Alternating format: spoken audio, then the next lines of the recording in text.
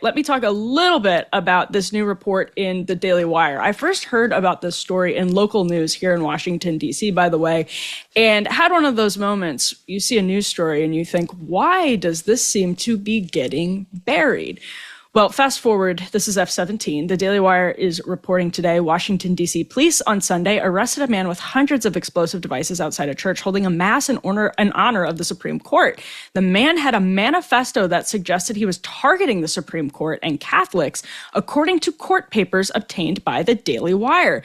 Louis Jerry, a 41-year-old from Arizona and New Jersey, was apprehended outside the Cathedral of St. Matthew the Apostle. It's a beautiful, beautiful cathedral on October 5th, the same day the church held its annual Red Mass, in which a cardinal prays for the High Court as it embarks on a new term, and which is historically attended by justices. I think last year there were 3 justices at this Mass. So just to pause, we already talked today about Jay Jones in Virginia, who texted 3 years ago these absolutely insane, unhinged thoughts about Republicans, where he, according to the Washington Post, quote, imagined killing the GOP Speaker of the Virginia House of Delegates and discussed urinating on the future graves of other Republicans.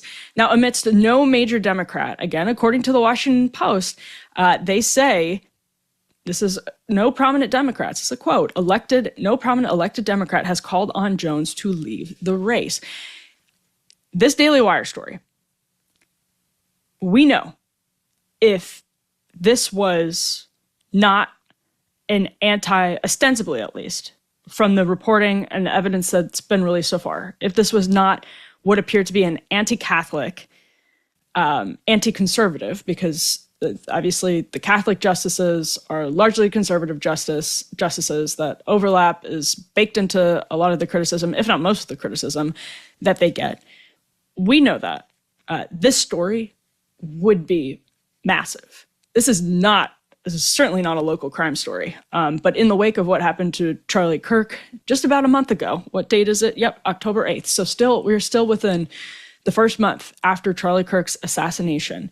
You have a man with explosives that were fully functional, according to reporting, fully functional explosives in a crowded area of downtown Washington, D.C. at a cathedral, saying he was going to commit an act of anti-Catholic terrorism.